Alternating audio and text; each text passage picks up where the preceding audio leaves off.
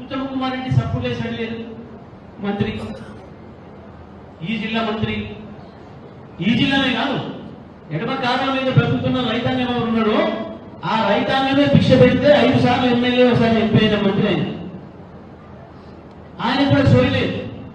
నాకు రాజకీయ భిక్ష పెట్టింది నా రైతులు, నా ఎడమకాల రైతులు అన్న సోయి కూడా లేదు.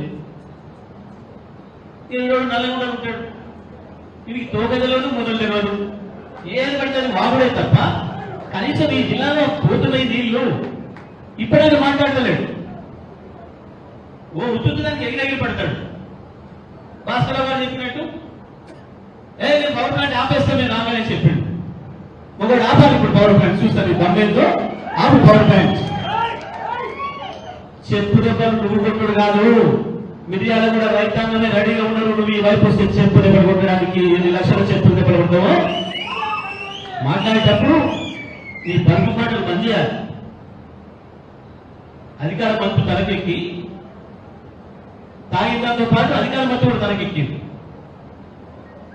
దాంతో వస్తుంది ఈ మాట.